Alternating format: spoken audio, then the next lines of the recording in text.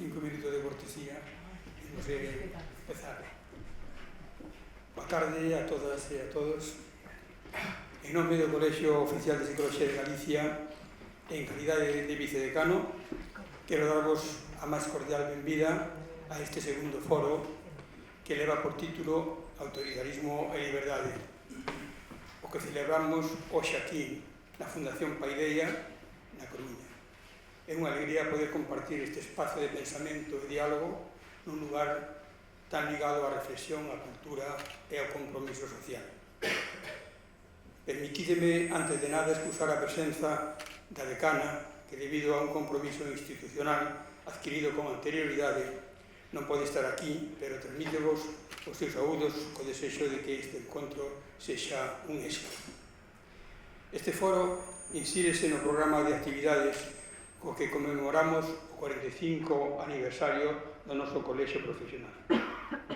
Non queremos que esta sexa unha simple celebración, senón unha ocasión para facer memoria, para preguntarnos quen somos e cara onde imos como sociedade. Vivimos tempos de incerteza nos que os discursos de medo, a polarización e a desinformación poñen a proba os valores democráticos e a convivencia. Dende a psicoloxía temos o deber e tamén a responsabilidade de construir a comprensión deste contexto e a de participar activamente na defensa da liberdade, da dignidade e dos dereitos humanos. Por iso, este foro pretende ser un espacio de encontro entre diferentes saberes, o do dereito, o xornalismo e, por suposto, a psicoloxía. Porque só desde o diálogo interdisciplinar é posible atopar camiños que nos axuden a construir sociedades máis xustas, máis empáticas e máis humanas. Contamos hoxe con 3 grandes voces que nos axudarán a reflexionar e a dialogar desde diferentes perspectivas. Miguel Anxo, desde a psicoloxía, Ana Nogueira, desde o dereito, Marco Otero Mayán tamén desde o periodismo. Gracias de corazón por aceptar a invitación do Colexio Profesional. Quero tamén expresar o meu recoñecemento a Xavier Macías, coordinador deste foro, e ao equipo formado por Concha Fernández, que non está por aí, Mónica Alzate, que tampouco a vexo, Pepe Verdullas, que sí que está aquí. Por a súa dedicación e polo cuidado posto na organización deste ciclo de encontros. Antes de rematar, quero lembrar que este aniversario do colexio non é só unha data simbólica, é sobre todo unha reafirmación do noso compromiso ético coa paz e cos dereitos humanos. Non podemos permanecer en silencio ante a injusticia, nin ante o sufrimento dos povos que están a ser sometidos á violencia e ao exterminio, como aínda segue a acontecer hoxe en Palestina. A paz non é unha meta afastada, senón un camiño que se construe día a día con coherencia e con solidaridade. Moitas gracias.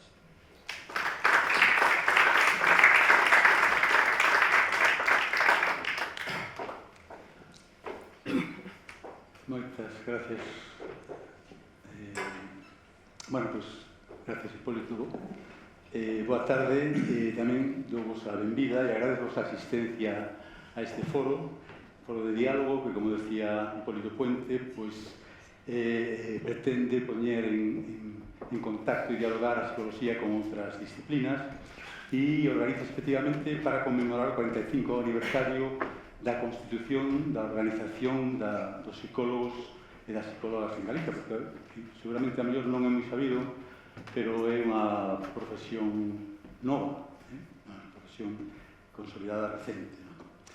En todo caso, a constitución do Colexio Oficial de Psicología en Galicia, desa organización, en 1980, formalizaba, daba continuidade a unha trayectoria que xa comenzara na década anterior, fundamentalmente na segunda mitad dos anos 70, e que propiciou o renacemento dunha profesión que, como tantas outras cousas, quedara arrasada despois do golpe militar de 1936 da represión e do programa político reaccionario e totalitario que aplicou a dictadura franquista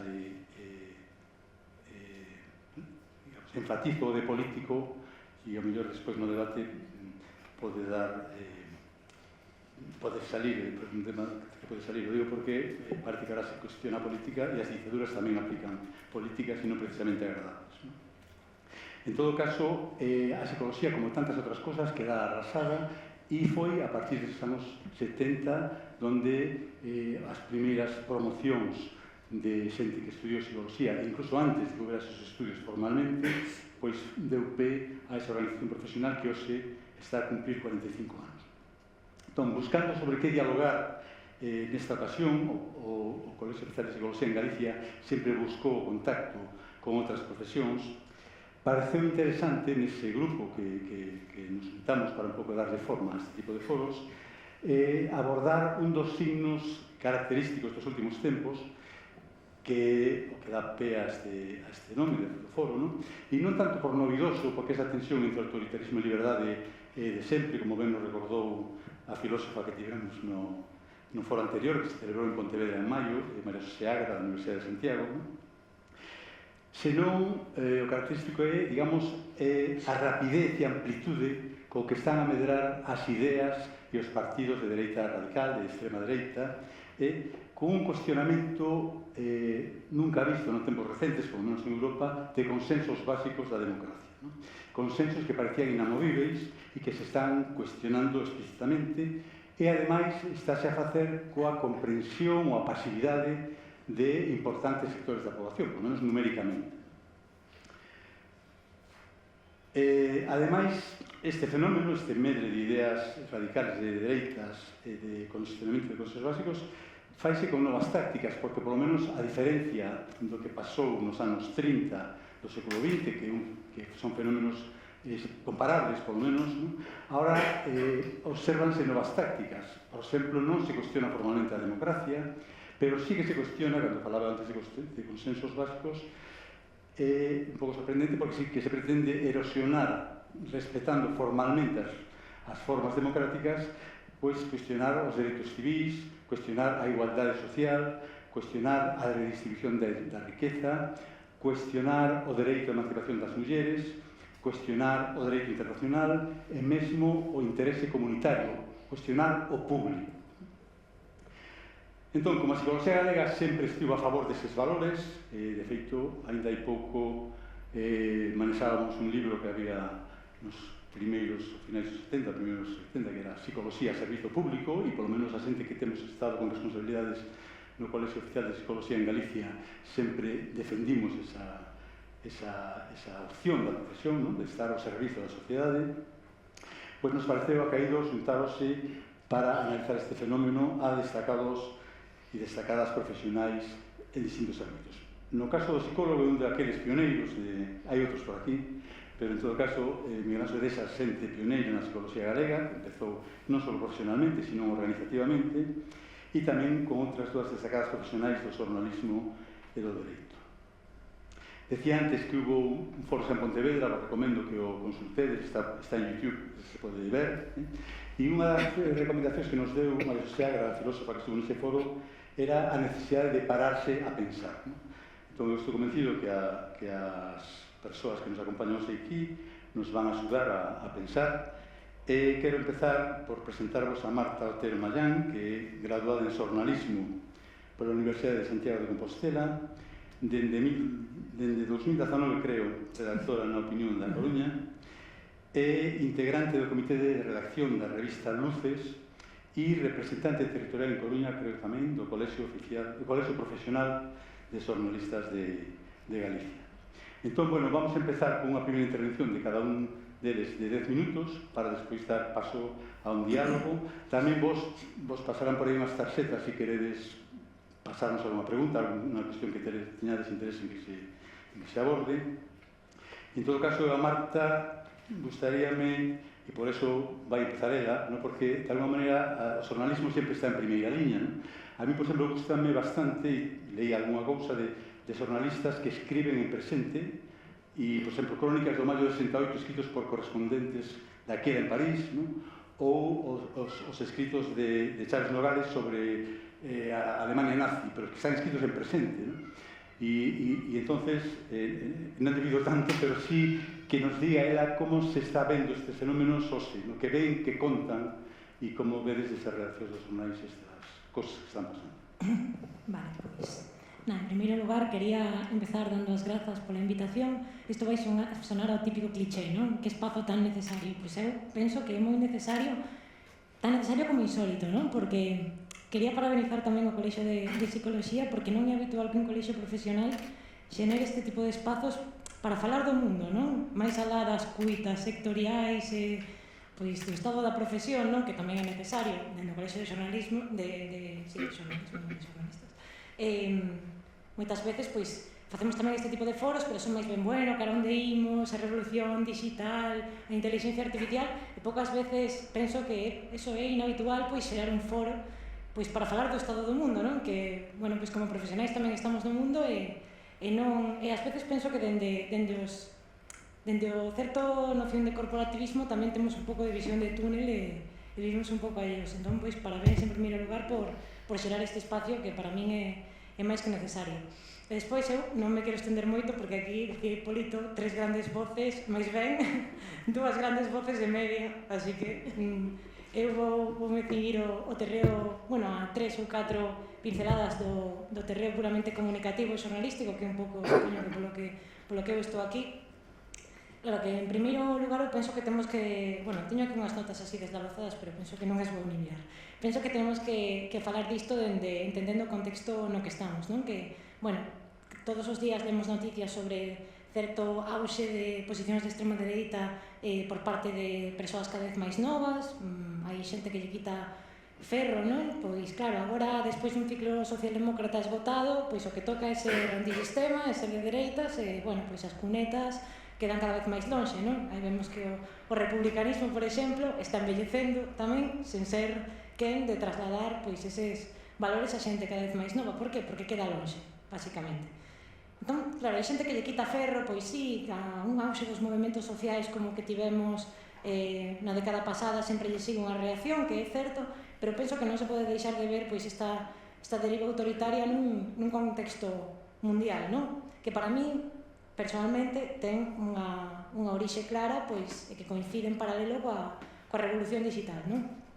E aquí ten moito que ver pois, o meu ámbito, non? Os medios de comunicación tradicionais, prensa escrita no meu caso, que para min non se está sabendo adaptar a ese contexto de revolución digital. Bueno, nin os medios de comunicación, nin para min os partidos e institucións democráticas tradicionais. Para min é unha falta de resposta da que podemos falar despois, pero que tampouco quero meter os pés nesa poza na miña primeira intervención. Que pasa? Que para min tamén, por darlle certo contexto e entender ata que punto pois, se nos está escapando pois, aos que nos decimos defensores dos consensos e das posicións democráticas, se nos está escapando o funcionamento dos mecanismos desta revolución digital. E aos que temos en fronte, que son os vieiros destes discursos autoritarios, non, están entendendo perfectamente como funcionan estes códigos. Precisamente, pois, Donald Trump. A min facía moita gracia non é a palabra, cando a xente dicía que máis dá que Trump volva a gobernar, se xa gobernou 4 anos e non pasou nada.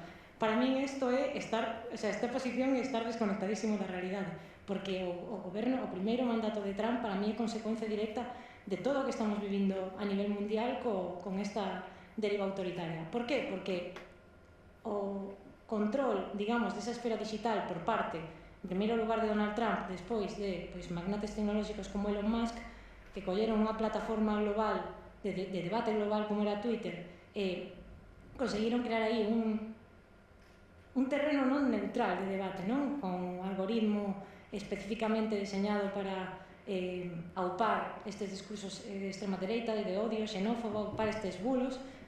Para min é completamente determinante nesta deriva autoritaria que estamos vivindo. O propio Donald Trump ten unha conta nunha rede social que manexa el que ten 127 millóns de seguidores. Que canle de televisión americana estadounidense ten 127 millóns de telespectadores? Ninguna. Entón, claro, aquí vivimos un momento de desconexión total, xa non do que é bo xornalismo ou mal xornalismo, senón xornalismo e non xornalismo. Por qué? Porque antes os medios de comunicación eran unidireccionais, non? Ti pois, podías escribir unha carta ao director, lle podías berrar a tele, pero non tiñas esa capacidade de resposta. Agora eu penso que cada un, coas redes sociais, somos un medio de comunicación, cada un, non? Isto, para min, fai que a verdade e a mentira pois, sexan equivalentes en función do auditorio que ti teñas na túa rede social. E cando a verdade e a mentira son equivalentes, moitas veces a verdade é espectacular e a mentira é espectacular e a verdade é deprimente. E para min esa é a gran victoria destes figuras que aupan estes discursos totalitarios, que dominan completamente esa calde. Entón, pois, claro, perdese tamén un pouco cadea un pouco de autoridade, non? Porque no momento no que o presidente do país máis poderoso do mundo, segundo a quen lle preguntes, está pois rompendo ese consenso mundial e sanitario con respecto que hai que facer na pandemia ou pois en menor escala de poder, pero máis ou menos na mesma liña de acción, temos a Milei en Argentina, pois que é o primeiro goberno que se atreve a facer revisionismo dos desaparecidos da ditadura. Claro, que non é o mesmo que o diga un usuario X dunha rede social que o digan grandes figuras políticas. E para mí aquí é fundamental falar da crise do xornalismo, e non quero empezar cos larios, como dixen ao principio, pero penso que hai que repartir un pouco as culpas, porque o xornalismo aquí, que antes pois un xornal se cadra nunha outra liña editorial, era tiña certa garantía de credibilidade, non? Agora non. Hai unha crise, para mí é unha crise económica e unha crise de credibilidade. A crise económica é evidente dos medios tradicionais. Por qué? Porque para mí non existe aínda, non atopamos aínda o modelo económico do xornalismo. Non conseguimos convencer a cidadanía de que o bo xornalismo hai que financiar, como sí que se conseguiu, pois agora todos somos suscriptores de plataformas, non? Antes pirateábamos e agora pois lle pagamos 8 euros a Netflix, 8 a Amazon Prime e 20 a Disney. Coa música igual, eu pago Spotify Premium e eu antes descargaba música. Pois iso de pagar por prensa se cadra coa excepción de cabeceiras generalistas, pois de recoñecidísimo prestixio como pode ser El País ou La Vanguardia ou El Mundo. É moi complicado. Claro, os suscriptores serían garantía de independencia para os medios, pero non o conseguimos. Os xornais xa non se venden, é un feito. Esa vía de financiación tampouco existe. Entón, que nos queda aos medios? Os ingresos por publicidade de empresas, publicidade institucional.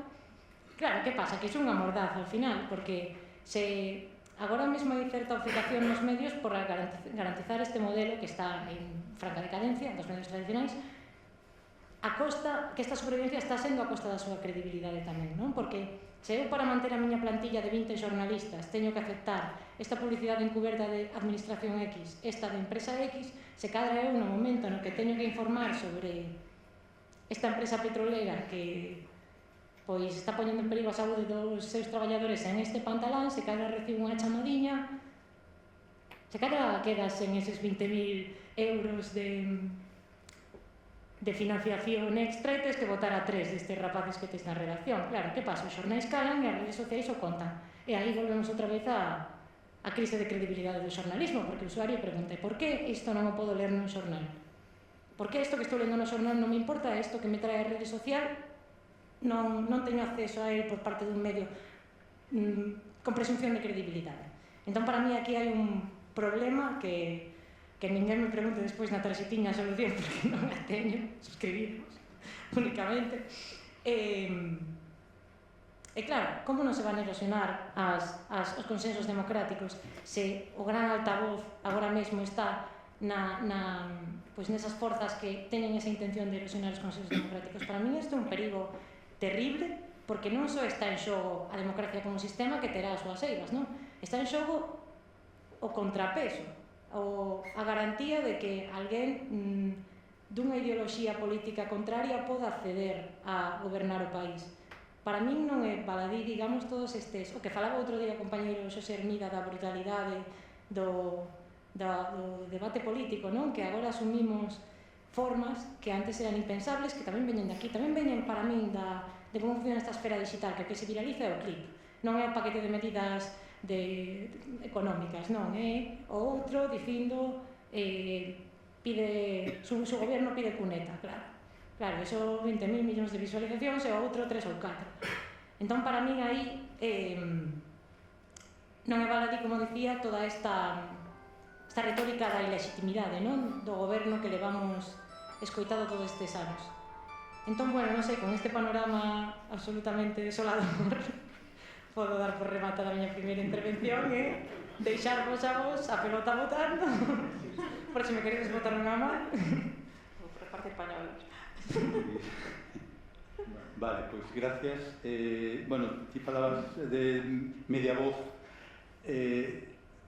creo que non é verdade, lógicamente, pero que sí que era interesante e se corrixiu respecto ao anterior foro, que é o tema xeracional, ¿no? Que eu creo que tamén é importante que se escoiten distintas perspectivas, porque, ¿no? Si vamos a lo que decías, sí que parece preocupante que as novas xeracións se reafirmen en algunhas ideas de diagnósticos, ¿no? Pero, bueno, en todo caso, é esa realidade e eu creo que no diálogo tamén hai que procurar buscar ese tipo de contrastes, ¿no?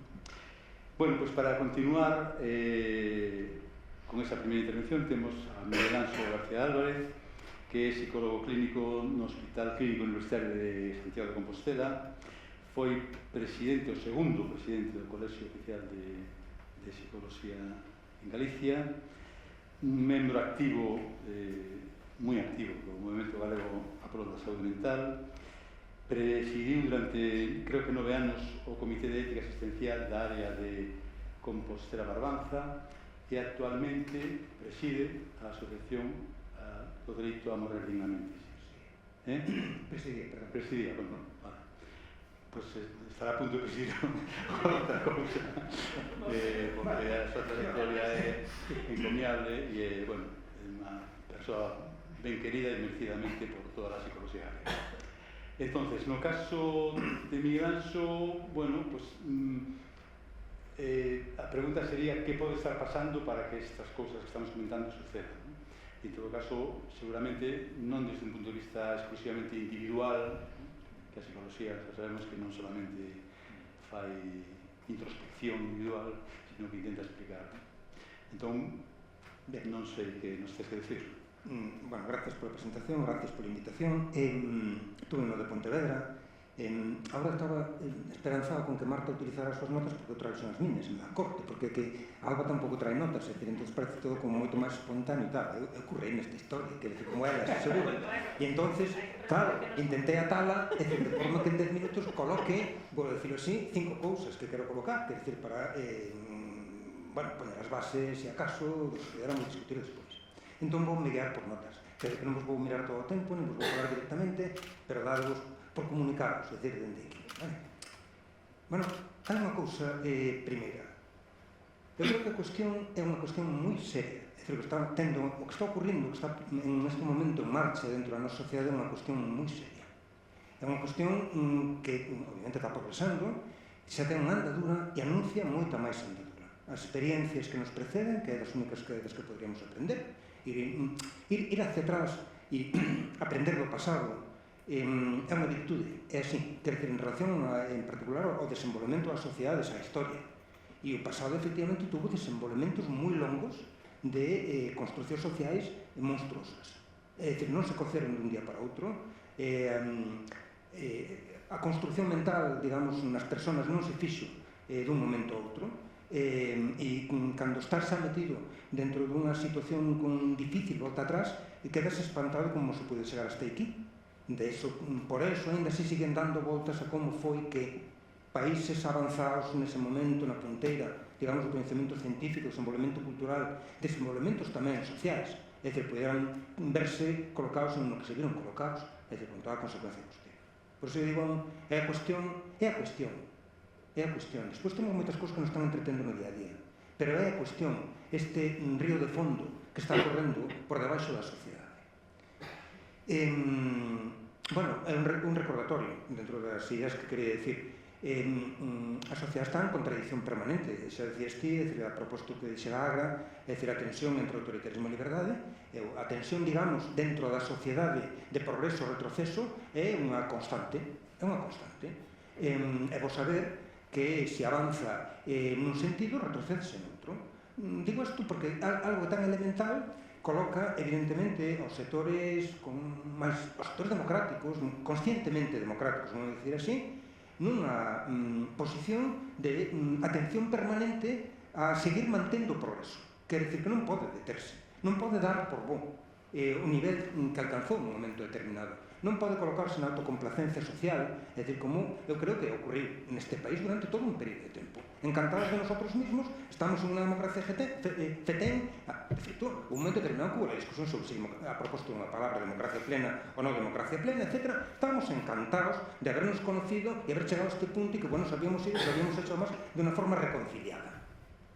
Claro, empezas a levantar alfombras e a reconciliación fíxose como se fixe, deixou as cousas pendentes que deixou pendentes e ao mesmo tempo, a par que eso que estaba pendente de arreglar, comeza a desenvolverse ideas que prenden con ese pasado, é dicir, que quedou sin resolver.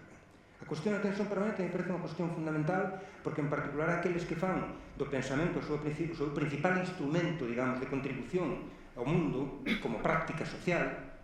Esta era aquella que decía tú sei da práctica teórica, bueno, aí teñe discusión sobre se tiene sentido juntar as dos cosas, práctica teórica, pero sí me parece que nos fan desto, colocas, digamos, na necesidade, e que culminarei isto como plantexamento, na necesidade de poñerse a contra, por así dicilo, constantemente para prevenir os desenvolvementos indeseables. É dicir, facer pensamento, análisis, contribuir. Isto é unha primeira cuestión. Unha segunda, eu creo que cando falamos da xente e falamos das súas condicións de vida, etc., eu creo que hai que, xa estuvo no seu momento, pero eu creo que hai que plantear a cuestión das condicións de existencia, recuperar a palabra existencia. Existencia son condicións de vida e conciencia desas condicións de vida.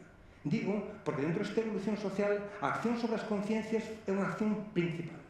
Quer dizer, o control do pensamento, por así dicilo, da consciencia que se ten do teu vivir é decisivo. Por iso creo que non son solamente as condicións de vida materiais, as condicións de vida, digamos, de oportunidades de crecemento personal, etc. Non. É a representación mental que ti te estás facendo do mundo, do teu lugar nel e do que a ti te ocurre, é un elemento principal, sabemos. Bueno, isto alude, digamos, a veros ideólogos, co plantexamento da ideoloxía. Alguén falaba na anterior, era José Manuel Saucedo, do tema de a razón motivada, esta cosa, o pensamento motivado. Bueno, sí, a ideoloxía. A ideoloxía, a representación do mundo que un se fai. Unha cuestión importante. Un tema principal que afecta directamente á psicoloxía. A cuestión da individualización das explicacións e das solucións ao que nos ocurre. Estamos, e o vinculo, evidentemente, a conciencia do existir. Nunca hubo tanta presión nin tanta aportación de conocimiento abstracto sobre o teu propio funcionamento, sobre as tuas propias necesidades, sobre como resolver, digamos, os teus problemas, etc. Quer dicir, sabemos que há publicaciones a propósito del narcisismo, non tiraría exactamente esa palabra, estamos en un yoísmo evidente, con as traduccións morales que é un egoísmo tamén extenso, e unha posición vital de mirar o ombligo para entenderse mellor, solucionar ti cos teus propios medios, etc. Ao lado de, evidentemente, unha culpa polo teu fracaso evidente. Me refiero que a inmensa maioría da sociedade non se aproxima nin de lonxe aos modelos propostos que parecen guiar, é dicir, os seus desenvolvementos. Esa frustración, efectivamente, e ese vacío que crea vai estar cheo de un montón de cousas. Pero creo que esta explicación individualista do que me pasa e, por tanto, a búsqueda ou a creencia de que a túa condición individual ten unha solución individual é un territorio en donde a psicología está facendo unha aportación principal. E, vou decir así, ambivalente. Responsable en moitos sentidos, se quere culpable, vale? E tamén en outros sentidos, efectivamente, aporta cousas que podrían ser útiles en un proceso de progreso social. Pero, como sempre, os conecementos, digamos, das disciplinas, das ciencias, das técnicas, son ambivalentes. É dicir, aquilo mismo, digamos, que pode traer o progreso, pode estar sementando precisamente outra evolución indesexable.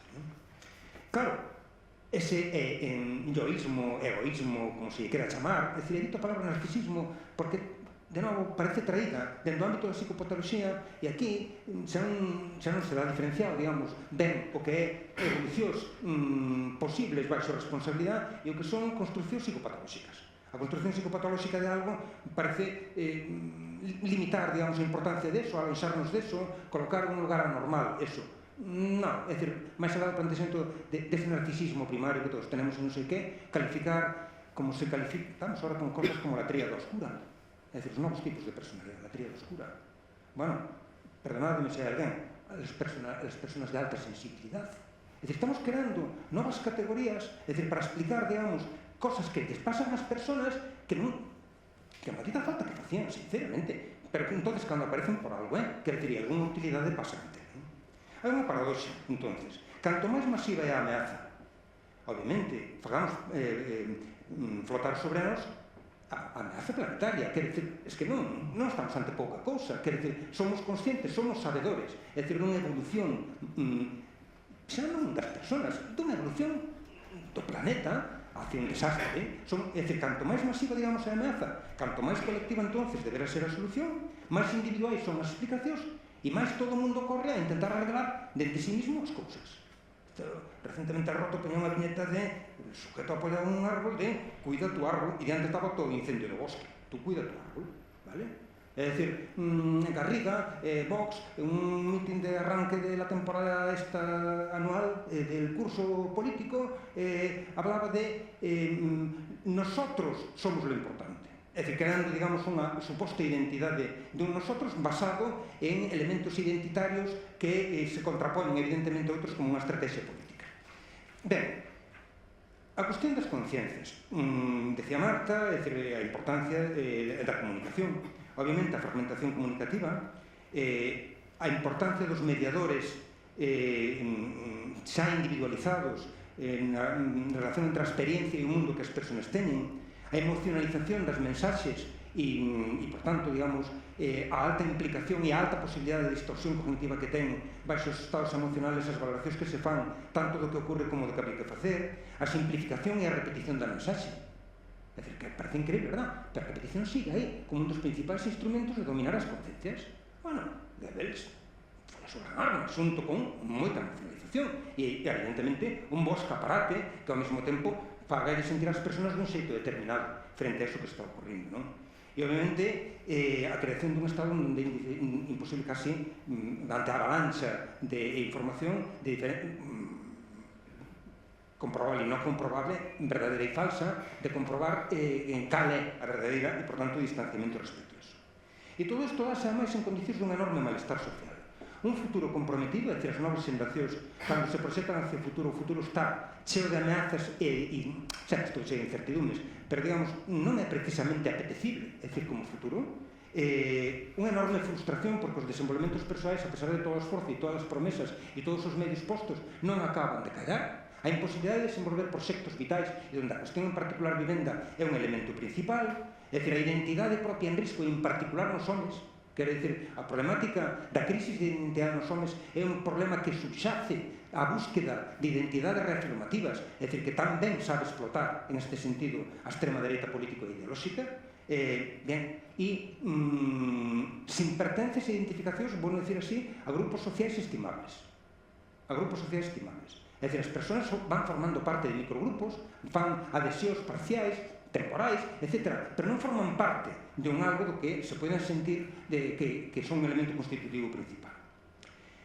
En ese sentido, enterrado a algo, evidentemente, para a manipulación, promovense identidades simples, identidades sin fundamento, basadas en características ademais inexistentes, desde identidades raciais, identidades, vou chamar así, pseudohistóricas, sobre acontecementos que nunca ocurriron ou sobre pasados que nunca existiron. Simplificas o problema, evidentemente, do que está ocurrindo e simplificas a solución. O problema, evidentemente, é unha culpa sempre dun extraño, alguén que ponemos fora, aunque teñamos aquí colocado ao lado, vestímolo como un extraño e un alleo a nós mismos, é dicir, que máis da que teña o carné de identidade, non pode ser español porque a súa característica é non sei que, etc. Entonces, xa temos os enemigos os que culpar, e, obviamente, proponse unha solución. E a solución volve a ser sempre a mesma. É regresar a un pasado que nunca existiu. Quer dizer, é regresar a eso en donde nos iba ben e que parece que, obviamente, os que os están ocupando a sociedade, é dicir, aquilo que eles queren ocupar, non permiten, digamos, que ou destruíron aquilo que é a arcade, digamos, onde deberamos volver para resolver o que temos. Fixemos a modificación en ese sentido, del contrario. Leía, hai dos días unha cosa que me impresionou moitísimo, dicía, non son menores, son niños. Dixo, hostia, é certo. É dicir, o calificativo de alguén de menor é un calificativo en función de edad e dunha característica, vamos decir así, administrativa, se se quere. Quer dizer, pero os nenos son os nenos. Os nenos son eso. son esos humanos pequenos que están en unha etapa determinada da súa vida, que teñen unhas necesidades, unha representación do mundo, unhas formas de vincularse, etc. Claro, se deixas de ver nenos e nenas e o que ves son menores, eso permite un xogo no territorio político absolutamente diferente que digas, mira, perdona, quer decir, esos que ti estás intentando mandar de calquera maneira de volta son nenos e nenas, como os teus, por certo. Entón, é unha cuestión, digamos, de como a manipulación das conciencias, non? Para acabar. Que facer? Ideas. Como cidadáns, bueno, decía, non formamos parte de colectivos estimables, de grupos humanos estimables. O grupo humano estimable nestas circunstancias construíse na acción compartida a prol de obxectivos meritorios, bueno, dicir así. A loita co tema de Palestina devolvemos un reflexo masivo de que nos encontrábamos en algo moi valioso.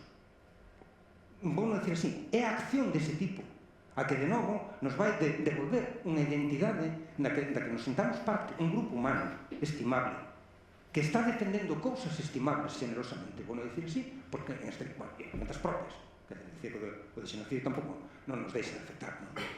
E como profesionais da psicología, que? Bueno, eu creo que a psicología ten que ser consciente de que é un enorme constructor das consciencias a través da difusión aparentemente neutra de coñecementos e valoracións das cousas. Quero dicir que, obviamente, explicar o funcionamento mental e que vou dicir, explicar o funcionamento de tu vida dentro do cerebro alimenta unha representación determinada do mundo, alimenta unha ideoloxía, vale? O primeiro é isto. Unha segunda, hai que recoñecer, lógicamente, a tendencia que é intrínseca á propia disciplina de explicar dentro do microsocial. É inevitable. Corresponde a aportar coñecemento dende aí. Pero esa mesma tendencia é un sesgo. Quer dizer, no coñecemento, digamos, do obxecto que pretende coñecer, que é a persona e os determinantes que ten na súa vida e no seu facer e no seu pensamento. Hai que revitalizar, e isto implica poñer outra vez máis conscientes en que momentos e a través de que conocementos e persoas se fixeron contribucións relevantes ao cambio social. A psicología ten unha historia impresionante en algúns lugares, probablemente en todos os lugares do mundo en algún momento, vale? De ter contribuído arriesgadamente aos cambios sociais. Latinoamérica está chea deso. España tamén tuvo, digamos, nos seus momentos, contribucións decisivas, e tamén na democracia. Eu creo que hai tamén que promover unha resposta á demanda que nos realizan as persoas. Vivimos o boom, é dicir, das problemáticas de saúde mental, vestido de saúde mental, o malestar, o sufrimento, o desacordo e todo o que te pasa, ou a crisis de pareja. É dicir, eso non, a maior parte deso non deberá ser tratado como un problema de saúde mental. Son as cousas que te pasan na vida. Algunhas delas parte do discurrir normal das cousas, outras son incidentes que te van ocorrendo na tua evolución. Se os enfocas en de saúde mental, estás convocando inmediatamente a alguén que saiba desto. Deso sabes ti, dese sabe tu amigo ou amiga, dese sabe a tua familia, é dicir, manexa en ese terreno. E aqueles que o necesiten, potenciemos formas que fagan emerxer o que temos compartir, é dicir, os plantexamentos colectivos. É dicir, isto é parte xa da acción profesional. E unha última, como contribución. E isto era de Ignacio Martín Baró, é dicir, un dos xesuítas que asesinaron no Salvador, é dicir, a finales dos 80.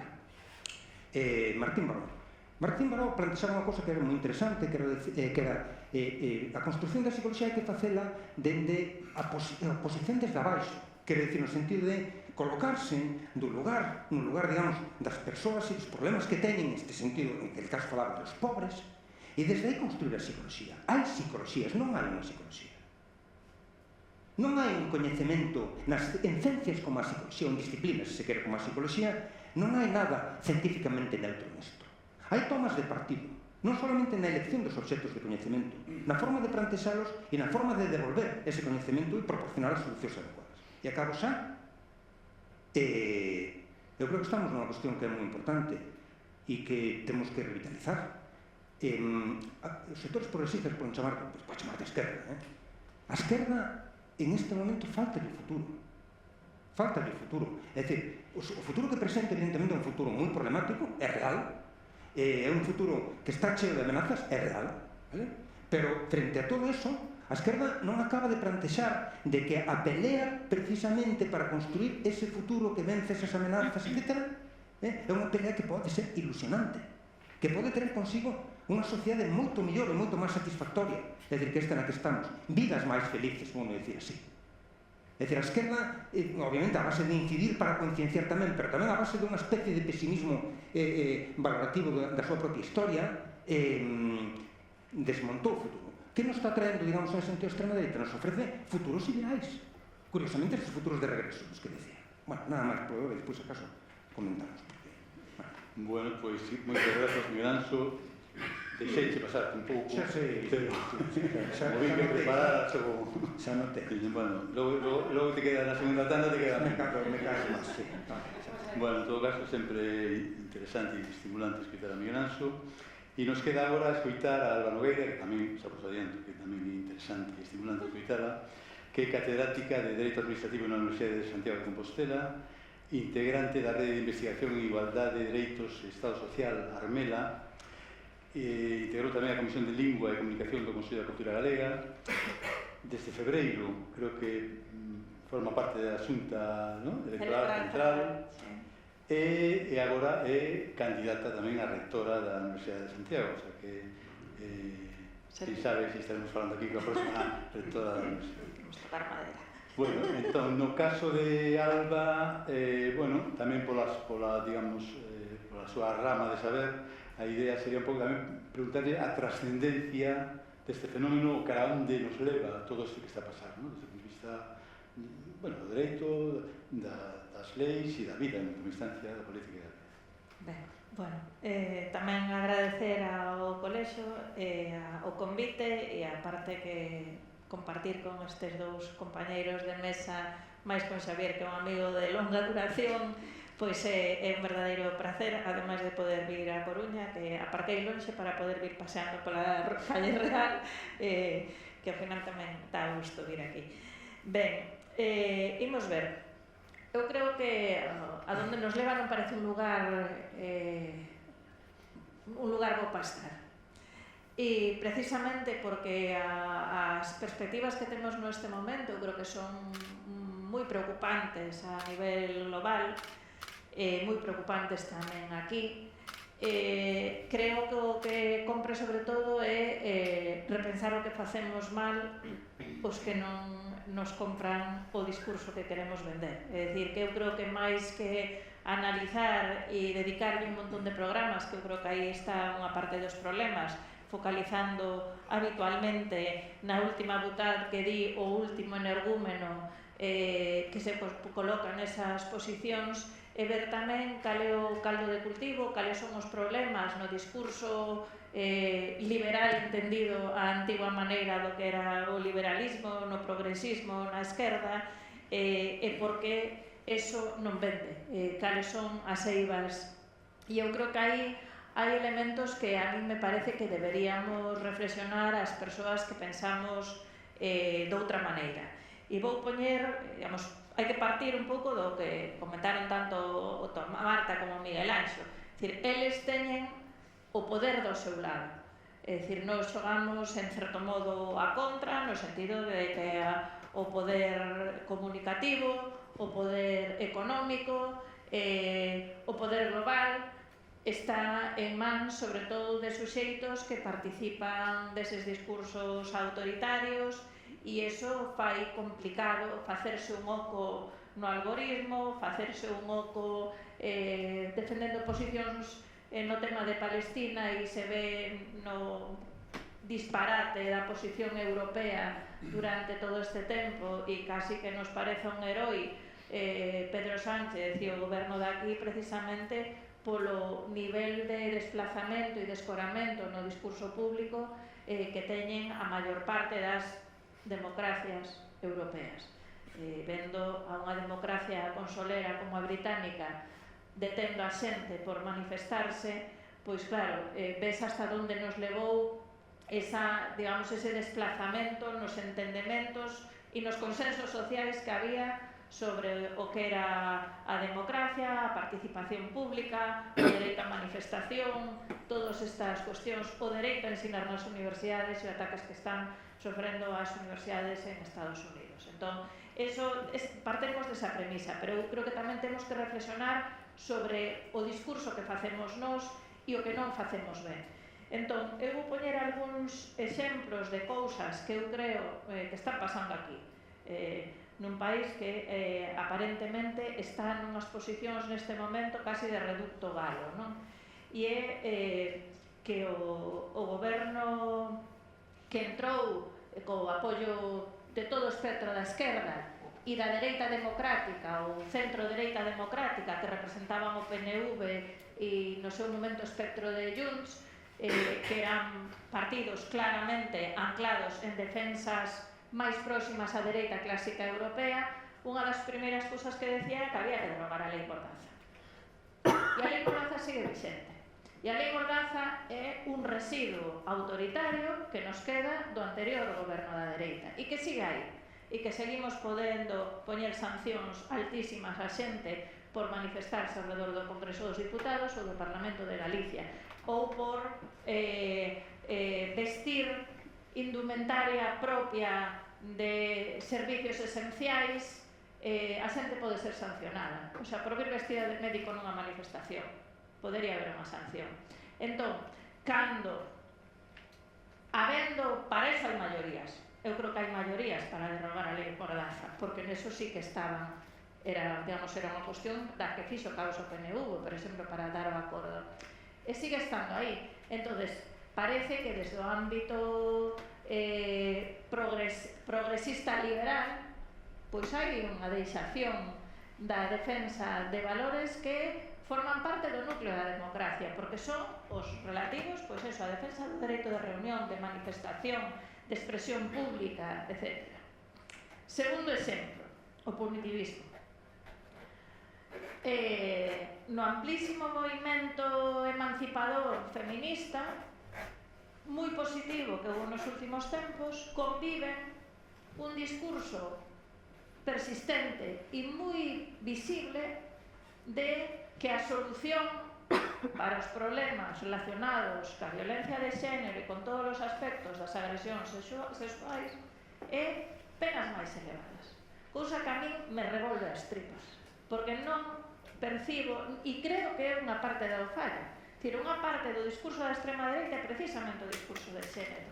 Entón, a min resulta intolerable como persona progresista que se poda castigar unha persona por torturas a 6 anos de prisión máximo cando os fai unha policía e a 4 se o fai outra persona, e que se é unha agresión sexual, un tocamento, as penas poden ser máis elevadas. A mí me parece que non resiste ningunha explicación sostible e que non se comprende por ninguén que non este moi metido no meollo do movimento, do activismo, e por eso moitas veces se critican as sentencias, por dizer, claro, non estou falando de violacións en grupo con penetracións e tal, estou falando de situacións de babosería, de non sei cuánto, que levalas ao terreo do penal, que levalas a un terreo do penal en moitos casos con penas de cadea importantes, a mí me parece que non pertenecen ao ámbito da esquerda, que nos alonxan do sentir común da sociedade e que ao final fan que medre un caldo de cultivo digamos, propiciado pola extrema dereita que recolle a anécdota e a convirte en categoría, porque ao final eso acaba pasando iso. Acaban convertindo a anécdota en categoría como se foran para a prisión 6 anos calquera que basicamente pois lle toca o cu a alguén nun metro.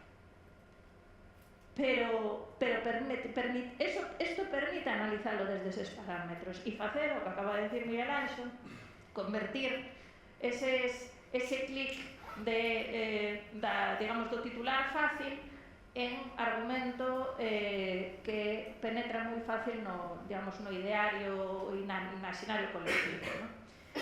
O terceira cuestión, os discursos de odio. Claro, si creemos que se pode en democracia defender todas as ideas, mesmo as ideas repugnantes, eso non é moi facilmente compatible con chamar a sancionar os discursos repugnantes que nos revolven as tripas ou que sexa, pero que son discursos que defenden ideas que para nós non son positivas, pero que deben poder defendelas. E ao final xogamos con unha baralla que sempre xogan contra de nós, porque abrimos a lámpara de Aladino, a caixa de Pandora, pero despois contra quen se utiliza ese tipo, e acabamos vendo, quen acaba nos tribunais a manifestación jocosa de la Virgen del, non me acordo, del coño, no tal, non? E o señor que fai en Antroido un disfraz de non sei que e que se burla da Igrexa Católica, porque ao final os que acaban digamos, sendo obxeto desas que ao final é legislación penal, desa legislación penal acaba sendo o discurso da esquerda pois un pouco pasado de límites. Entón, eu creo que temos que ser conscientes que cando alimentamos a besta se volve contra nós en moitos casos e que o noso discurso debe ser un discurso distinto. Outro tema, inmigración e xenfogarismo. Claro, eu creo que temos que pensar na sociedade que vivimos e quen padece esas cousas. Eu creo que necesitamos que haxa xente inmigrante, pero ter xente inmigrante significa repensar os nosos barrios, as nosas escolas, porque claro, para unha persoa de clase media que escolariza os seus fillos na concertada ou no colexo do centro onde non están escolarizados nenos de 40 nacionalidades, é fácil facer ese discurso, pero a persona de clase baixa que vive nun barrio obreiro onde o colexo é un guirigay porque hai xente que na clase casi non sabe falar o idioma, ten dificultades para levar o material, non asiste a clase porque a súa nai traballa de noite e chega tarde a clase porque non o dan levantado a tempo, eso provoca unha situación, un caldo de cultivo para os que están aí que socialmente, desde a esquerda, hai que abordar con medidas sociais. É dicir, a inmigración, temos que tela, temos que acollela, temos que cuidala, pero temos que cuidala pensando como integrala de forma que non, digamos, provoque o rexeitamento dos da súa clase, porque ao final é iso, é dicir, por que medra Vox nos barrios obreiros? Vox medra nos barrios obreiros porque parte dese discurso calla, porque esa é a xente que ve que ten problemas de xente que está todo o día na pista deportiva sin facer nada, de que os seus fillos no colexo teñen unha atención educativa deficiente, porque hai nenos que ainda están moito peor que os seus fillos, porque teñen problemas de integración. Entón, eso temos que verlo. Para eso, temos que construir unha rede social á altura deses problemas, pero non decir, no, es que son moi malos porque non queren la inmigración, no. Temos que ter as estruturas de benestar social adaptadas a unha sociedade que cambia. E ter eso tamén é responderlle a xente nova. Por que medra a dereita na xente nova? Porque eu creo que nos facemos un discurso, e por eso me encanta que este Marta aquí, facemos un discurso desde unha xeración que disfruta dos servizos sociais e do benestar social, que vai á sanidade, porque xa somos dunha edad, e entón todos acabamos tendo algo, colesterol, non sei cuánto, tal, vamos á sanidade pública, ou temos pais xa dos que cuidamos, que asisten, que teñen que ter cuidados de dependencia, que van á sanidade pública, que xa pasaron os nosos fillos polo sistema educativo, pero a xente nova non vai ao médico, habitualmente, non ten aínda pais dependentes, a educación dá moitas veces por garantizada e ao mellor non está no seu mellor momento, e resulta que a rede de benestar non atende os problemas que ten a xente nova hoxe en día, non atende a súa deficientes expectativas laborais, a uns salarios baixísimos, toda a xente nova. Os MIR cobran 1.200 euros, se non fan galas. E esa xente nova, moi cualificada, que temos no noso sistema, que non teñen vivenda. Entón, desde esa desesperanza, é normal que o discurso da esquerda non nos interpele, porque a defensa dos servicios públicos non é a defensa da súa realidade urxente, pero non estamos facendo un discurso de benestar para a xente a que capta facilmente este outro discurso. E igual que no tema de igualdade, eu creo que tamén temos un desenfoque en como abordamos o tema do machismo ca xente nova, porque eu creo que o que eu vexo, eu teño estudantes todos os anos, eu vou medrando, pero eles teñen sempre entre 18 e 22 anos, entón vanme pasando e vou vendo. E eu creo que a xente nova discrepo de que se sea profundamente machista. Eu creo que están criados, en moitos casos, en familias onde xa hai bastante corresponsabilidade nos cuidados, que son bastante respetuosos da diversidade que teñen entre os seus compañeiros e compañeiras, e hai moitísima. Entón, facerles un discurso de que son horribles, supermachistas, falando desde a perspectiva da nosa xeración a unha xeración que non ve eso igual, o mellor estamos pasándonos de rosca e facendo un discurso que non é o deles e que ao final dicen, pero que me estás dicindo? Se na miña casa, pois, había meu pai algo se implicaba, mellor menos canai, pero sí que se implicaban, xa non, o sea, na salida das escolas hora ves a pais. E iso é o que ven esa xente nova. Entón, probablemente un discursos extremos nese tema non sexan a súa realidade.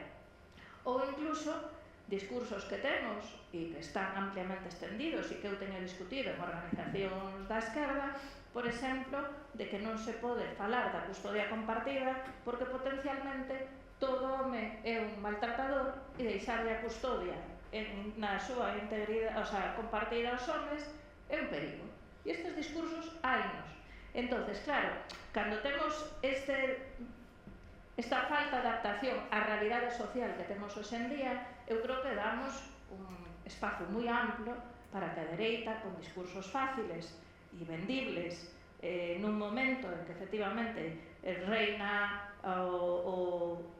digamos, as menos de 240 caracteres e os 2 minutos de información nunha pílula, pois claro, eu creo que teñen fácil camiño. E con isto xa, con esta flagelación, deixo... Vale, pois moitas gracias tamén, Alba, e gracias sobre todo porque eu creo que, por exemplo, creo que foi das cosas que non se abordou tanto no debate anterior en Pontevedra, que é precisamente o que ti pensabas, que se fai mal, non? E eu creo que faz planteamentos alientes e volvo do principio, que é o de pensar, de facer pensar. Non se trata tanto de estar o 100% de acordo, o 90%, senón non terlle medo a pensar que podemos facer mellor, non? Porque en última instancia o que sí que queda claro no diagnóstico é que os problemas son moi graves, que os fenómenos que aludíamos ao principio medran e van a máis, e o que nos queda é intentar paliar un pouco ese avance ou presentar algún tipo de alternativa, non? Eu remataba no anterior debate dicindo, bueno, por lo menos igual tenemos que convencer de que non vivimos nunha dictadura, porque precisamente agora o que ven é darlle a volta, non? A decir, non, é a imposición da lingua, a imposición dos dereitos, a imposición da igualdade, a imposición do feminismo, e efectivamente pode haber xente que diga, es que isto é insoportable, e en última instancia se rebele contra este estado de cousas, non? E eu creo que non hai que ter medo a abordar cosas como as que decía Alba, por lo menos desde o meu punto de vista, porque algo habrá que facer, non? Entón, bueno, eu agora, aparte de constatar que hai cousas que saíron en Pontevedra e saíron aquí, non pola cidade, sino porque e simplemente cito un par delas que me chamaron a atención, porque por exemplo, a importancia da acción colectiva, non? Se comentaba Anali tamén a Seagra, a importancia de buscar intereses comuns para a convivencia, non? E logo tamén deixo por último outra cuestión que ten que ver en parte, outra maneira de decir o que se abordaba aquí, que era, e non é unha tontería, claro, por que se obedece, non? Que decía a filósofa, que sea un pouco a clave, non? Pero, por exemplo, as preguntas que facía agora Alba, igual que o que comentaba Marta ou Miguel Anxo, tamén poden servir para dar explicación a esas cousas, non? O sea, porque se obedece, decir, por que se acepta o autoritarismo? Porque realmente o máis preocupante é que o apoio medra, porque estas ideas sempre estiveron aí, pero Vox, por exemplo, era o 0,3%, ¿no? Hai nada, ¿no? E ahora está no 17, cada 20, ¿no? E entón, o perigo é porque as ideas sempre están, ¿no? Entón, o problema é que cambia e que fenómenos son os que provocan que de repente as ideas ganen ese dominio. Entón, bueno, sodes libres de volver a falar, de comentar alguna das cosas que dixestes, e non sei se por aí tamén ven alguna tarxeta ou alguna cuestión, sino tamén podemos despois acabar de dialogar. Non sei se vos escuchaste Sí, bueno, ¿sí?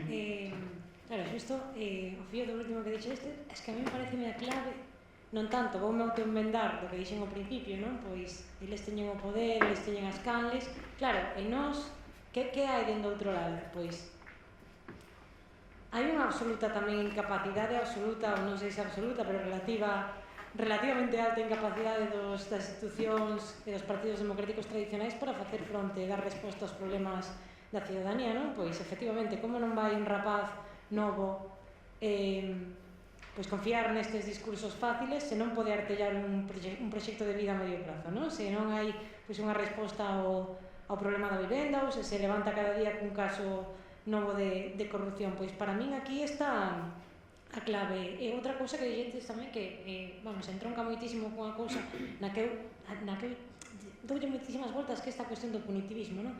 Se xogamos se as persoas que nos dicimos pois defensores da democracia e dos valores progresistas xogamos nese campo, imos perder sempre, no campo do punitivismo, porque parece que tamén hai certa capacidade por artellar unha axenda fora dese judicializar os conflitos políticos, non? Ou as expresións repugnantes. Aquí para mí aquí hai un traballo por facer, e xa non só no tema penal, senón no propio concepto da seguridade cidadá. Como ben dicías, que é bastante valente abrir este melón, non? Porque parece que aquí, pois, cando se intenta falar de, non sei se a palabra é ordenar, non? Pero os fluxos migratorios que están chegando, que pois para o funcionamento social é fundamental, non? Que se ordenen ou que exista unha política migratoria estructural seria de Estado. Claro, isto parece que abrir este melón e darlle alas a certos discursos cando todos tiñamos que ser un pouco máis inteligentes ca isto. Falaba Miguel Anxo de ideoloxía. A xente vota por ideoloxía? Non. Sí, un porcentaxe vota por ideoloxía, pero tamén vota por poder adquisitivo, vota por cuestións relacionadas coa seguridade cidadá e, pois, neste caso, ligado a inmigración, a estranxería é un punto que tamén, pois, en certos barrios amplificado moitas veces polos medios de comunicación, e tamén vota, non sei se o vou expresar ben, pero tamén por certa sensación de desclasamento, de degradación dos servizos públicos, non? E aquí tamén ven un pouco este tema da xestión de que vale fardar, non? De que vivimos nunha democracia se non somos capaces de coidar e proteger os pilares que sustentan, non? Nunha das cousas que estamos investigando así no meu grupo nos últimos tempos, empezamos pola atención das administracións a persoas vulneráveis e acabamos con un rótulo que era que a administración ten que atender de forma axeitada ao 99%. É dicir, que a idea non é atender ben as persoas dependentes, migrantes, etc., sino que ten que cambiar a forma de atender a administración ao público. E aí tamén temos unha certa antifaz de non querer ver os problemas que teñen as administracións ao público, en parte por amparar cuestións corporativas que eu creo que non son defendibles. E vou dicir cousas que son impopulares, e eu fui un representante sindical. Pero o teletraballo que foi moi necesario no tempo da COVID debe, no caso dos servizos públicos, permitirse, na medida do posible, en que non empeore a atención á cidadanía. E eu creo que iso non está sendo así. Nas oficinas da Seguridade Social en Santiago, na Agencia Tributaria, tes colas de personas ás 9 da mañá e un axente de seguridade pasando lista para ver se che deixa entrar. Unha oficina pública. Entón, resulta intolerable que o acceso a un servicio público este controlado por seguridade privada e a cidadanía con urxencias para cambiar o contrato dunha empregada que atende unha persona dependente, para facer un contrato de tal, teña que ver cando lle dan unha cita. Entón, está moi ben que a xente poda estar cómoda e conciliar e non sei que, pero ao final os empregados públicos temos un traballo non especialmente ben remunerado, porque é certo que hoxe en día os empregados públicos non teñen salarios especialmente altos, pero teñen seguridade e teñen uns horarios bastante razoables para o que é o común da población. Entón, non pode ser que eu vaya a unha oficina administrativa e teña reservado o dereito de admisión. Eu hai uns anos publiquei en Twitter unha foto da oficina, non é propiamente administración, pero casi de Muface en Santiago, que lle faltaba poñer cuidado con el perro muerde. Porque era, non se atiende non sei cuánto, non se dan tal, solo se pode venir con cita, los recetarios non se hace non sei cuánto, e tiñan 5 carteles de non pasar. Entón, non, é dicir, cando tes a persoas, o sea, cando para, e isto pasou a mí en relación con unha familiar próxima, fun a servicios sociales a Vigo, me deron cita 3 meses despois. Entramos na oficina e a persona, éramos 3 personas para tal, e a persona que estaba ali nos tiña de pé a 2 porque só había unha silla, e dice, mira, nos podes dizar unha silla para tal, e era unha consulta prolongada no tempo. Entón, os servicios públicos teñen que volver a súa misión de atender a cidadanía, e entón, defendelos acríticamente cando a percepción da cidadanía, cando vai a eles, é que teñen barreiras á atención, que teñen un funcionamento deficiente, que realmente non están pensados para resolver os seus problemas de forma áxil e que o último que lle importa a casi todos os gobernos municipais, autonómicos ou tal, sexa cambiar o interno, porque a urxencia do diario fai que ese funcionamento non sexa unha prioridade, desprestixia, no fondo, fai bo tamén o discurso de O mercado desaparecen. gestiona mellor. Claro, sí, sí. Sí, ao final pasa iso. Sí, bueno, no sei, caso, sí. Sí, no, bueno, escribo, sí. No, é o mismo. No, era só dos comentarios. Unha era, por que parece funcionar ben o autoritarismo ou as representacións políticas deso, que o autoritarismo son outras cousas, desde un plantexamento filosófico, digamos, de como organizar a sociedade humana e a distribución do poder dentro dela, hasta unha organización política expresiva, digamos, dunha idea determinada da súa materialización, digamos, na distribución do poder, vou decir así. O autoritarismo proporciona certezas máis faciliñas de entender. É dicir, en unha situación complexa, contradictoria, donde aparecen cantidad de fenómenos novos, donde a diversidade social se expresou, existía, pero estaba tapada baixo un manto de homoxeneidade, tanto decimos cultural nutrido de unha homoxeneidade religiosa, unha homoxeneidade respecto, digamos, eso que se dicían valores aunque non se explicitara cales eran, unha homoxeneidade respecto hasta esa historia, esa mentira de historia que probablemente todos nos contamos, pero esa historia que parecía compartida, gloriosa, etc. Eso rompeu. Ante esa ruptura, obviamente, ten que vir forzosamente unha etapa de desconcerto a elaboración dun novo encontro máis complexo. As famosas evolucións en espirales ascendentes, verdad? Nas sociedades. Non, ben, é un caldo de cultivo, dadas tamén unhas determinadas condicións, unhos determinados intereses en xogo. O autoritarismo non prosperou solo, digamos, porque ahora se producirá a confusión froito de emersión, no que me reto, da diversidade social, da cuestionamento do xénero, non só por eso. Empezouse a tocar algo, empezouse a falar, pero livianísimamente, sobre a distribución do que é común e da contribución ao mismo. Recentemente. A progresividade fiscal estuvo sempre aí, pero todos sabíamos, digamos, como iba. Cando se empeza a falar en serio, dadas as ganancias escandalosas que estaban tendo los grandes, e se empeza a decir, oye, botad un poquinho máis a mano, o sea, estiradvos algo, que paga tú, ¿no? Que tienes máis. Vamos, hasta aí podemos chegar. pero que nin se falou de si tes dereito a esa propiedade. Quer dizer, bueno, decir así, non se cuestionaron a propiedade dos medios de produción, por aquilo de citar históricamente aquilo que se cuestionaba, para falar en serio de quen le toca que dentro desta sociedade e con que justiza. Non, simplemente se dixo, pon un pouco máis, que ganas de hostia.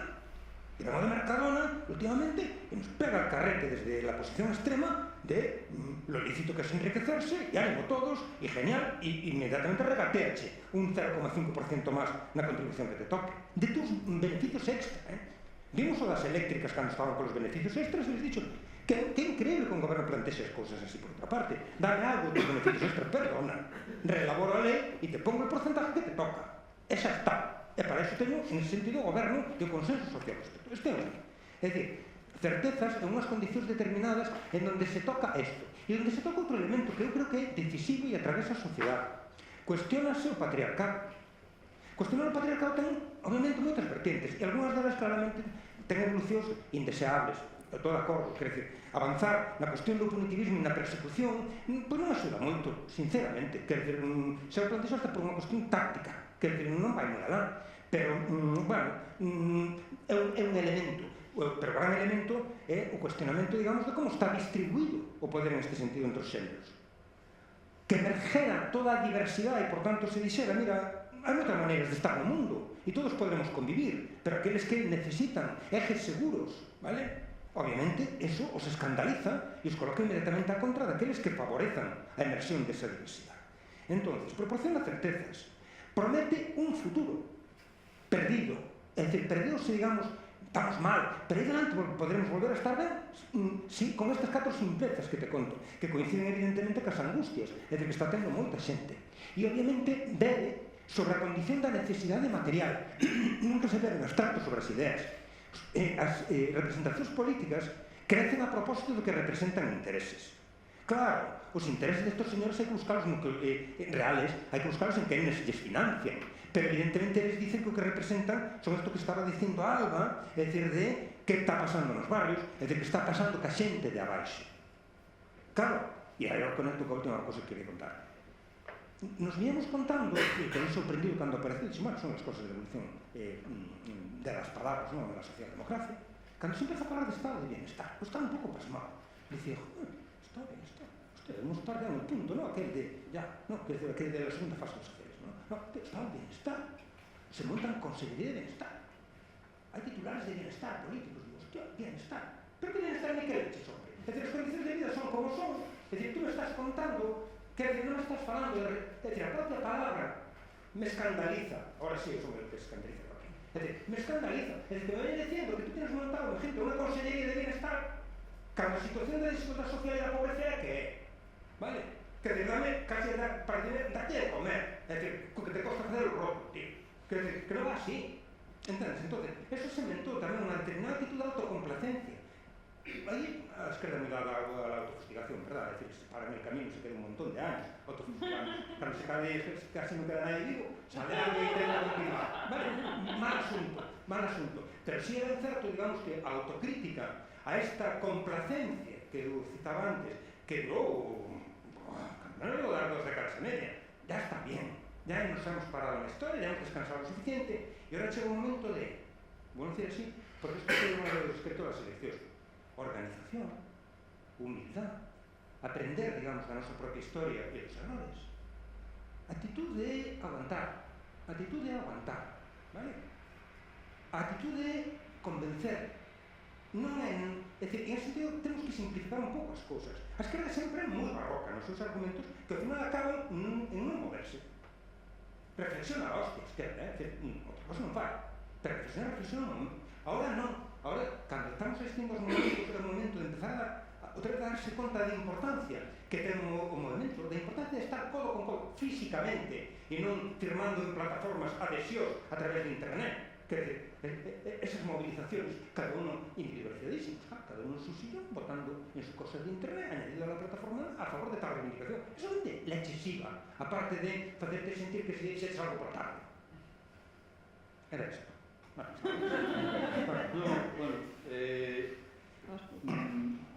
a ver, tengo que decirlo. Y a mí eso me parece mal. mal, igual que me parece mal comprar o desodorante en Amazon, non digo porque estamos en un mundo un pouco extraño, non? Que digo que a publicidade de Amazon xa é chegará o desodorante en 24 horas. Personalizado. En todo caso, hai unha pregunta das que pasaron do público que conecta un pouco con isto último que decías, que dice, a veces dá a sensación de que ante os problemas as esquerdas ofrecen análisis, principios de actuación e moitas veces propostas de sacrificio polo común, mientras que as dereitas prometen solucións, problemas concretos. E entón fai unha pregunta que ten que ver co que se falaba ao principio, que dice si falla a transmisión da mensaxe ou non existe un proxecto claro e aparentemente factible. Bueno, que un pouco, está falando un pouco deso, non? Pero está en parte contestada por eso.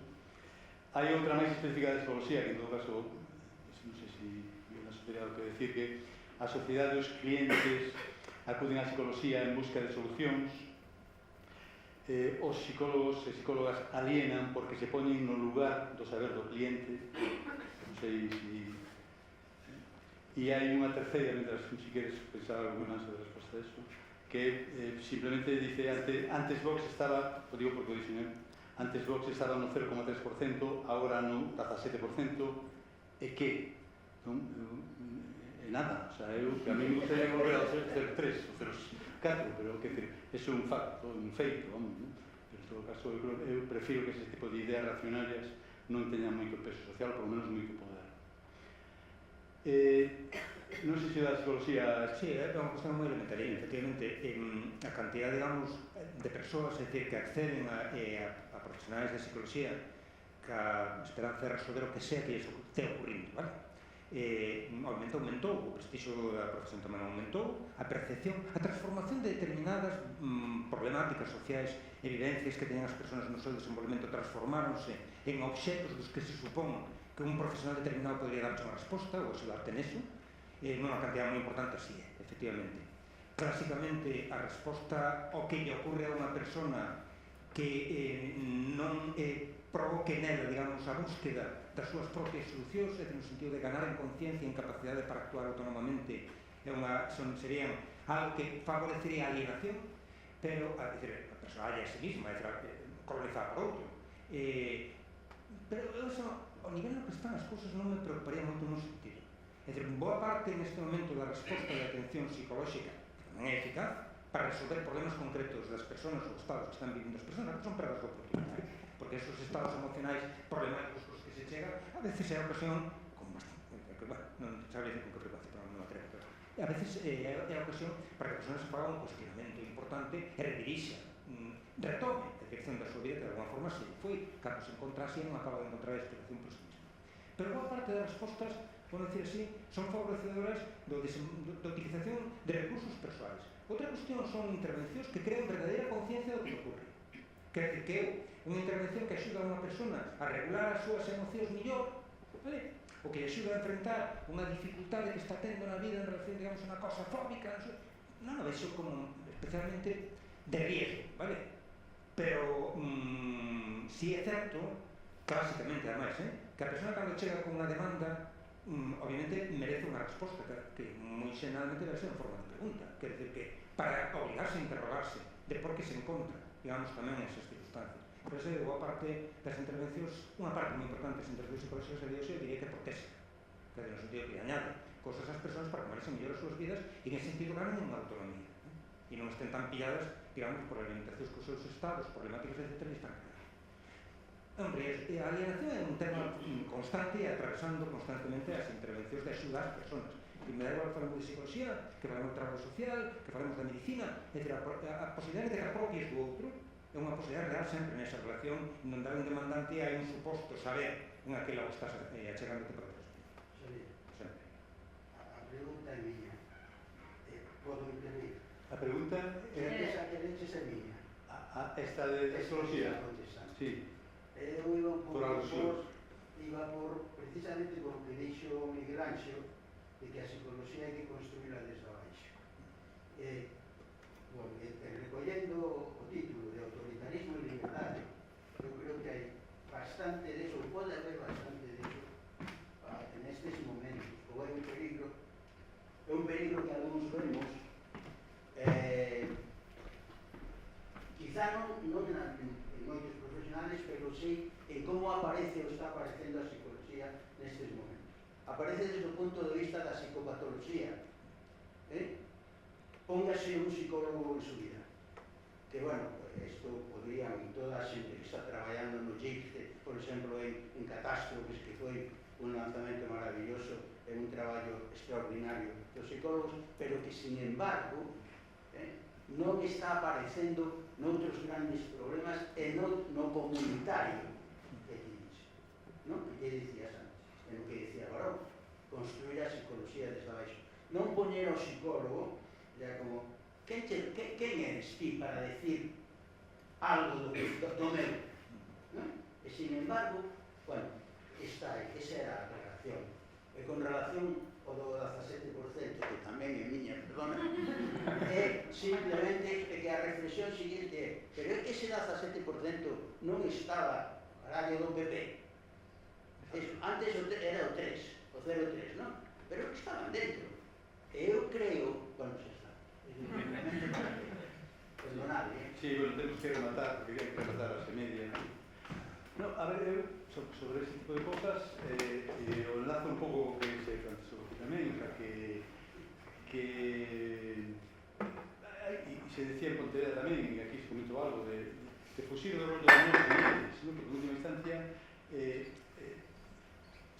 si prescindimos, digamos, das organizacións que representan unhas ideas, o resto son xentes, son cidadáns, e entonces se trata de chegarlle, poderes falar algo de como chegarlle a xente que non está de acordo contigo, e eu penso que é o que hai que pensar, e eu nesse sentido sí que salgo, tardei en aprendelo, pero o dereito, é porque pasei, esa tamén unha colega, pasei 2 anos un xulgado de menores, que me parece moi interesante que as achegas que se fan do dereito, porque paisar un pouco a realidade de verdad, ¿no? Porque realmente, escritando algo, hace que quando fala de dereitos, de como se administra, eso é a realidade máis concreta e é a que se pode transformar, a que se pode cambiar. Outro é debate, ideas, ideoloxía, en fin, pero as cousas concretas cambianse nas leis, ¿no? E nas normas, ¿no? E iso muchas veces é o que cambia tamén a realidade, ¿no? Entón, eu creo que é un sentido importante reflexionar desde a Terra, non desde Marte, que, por certo, non vos que decía teu pai, que hai moita xente que quere cambiar o mundo desde Marte. Bueno, non sei, queda ali a medio minuto, se queredes alguma cousa máis engadir. Pois eu vos levar algo gracioso. Que vos levar algo gracioso, entre todo, que, o sea que, bueno, por ejemplo, todo lo que las mitocondrias revelan sobre tu salud mental, estos son titulares de periódicos serios, pero vos leo unha cousa que sabe tamén un periódico moi serio que dice: una ardilla podría cruzar la península de Spa en un país donde las propuestas de turismo y bienestar proliferan como setas. Que de este asunto de cuídate, date gusto, satanismo, tú primero, toda esta serie de historias, es decir, dentro como el exponente del liberalismo, bueno, este Spa dice, su programa, longevidad avanzada, traduzco del inglés porque lo pronuncio mal, dice, una semana a partir de 7.500 euros, se nos avisa. Dice, es uno de los más solicitados, tiene una duración mínima de 7 días y consta de una analítica completa, pruebas corporales y faciales con un escáner 3D, test de dominio cognitivo, consultas de salud sexual, valoración de la capacidad cardiorrespiratoria y examen de reumatologías. Un equipo de médicos y terapeutas, fijémonos los niveles de individualización, esta fantasía, digamos, de durar, vale, que sabemos tanto los libros desde siempre, igual que la fantasía de escapar del planeta cuando las cosas estén mal, por eso anda, entre otras cosas, Mus con sus cosas. Dice, un equipo de médicos y terapeutas crea un programa a medida para eliminar los malos hábitos, una semana. Y se aplican tratamientos que incluyen cámara hiperbárica, hidroterapia de colon, bueno, la relativa de siempre, sesiones de hormonoterapia y hidroterapia, donde te meten cosas, etc., cosas biológicas, tal, suplementos nutricionales, fitofarmacoterapia, es decir, bueno, esto, y masajes terapéuticos. Una regla de España, es decir, prolifera evidentemente la solución individual al malestar. Esto sí que es estado de bienestar. Bueno, pues non sei se escuchaste esa conversa, por certo, entre Putin e o presidente de China, ¿no? Que tamén nos falando de vivir 140 anos. Están esas, sí. Eso sí que mete un pouco de medo, ¿no? Pues, ¿de qué fala que se diga? Bueno, pues nada, moitas gracias por vir. Bueno, supongo que non será o último foro, o sea que nos veremos.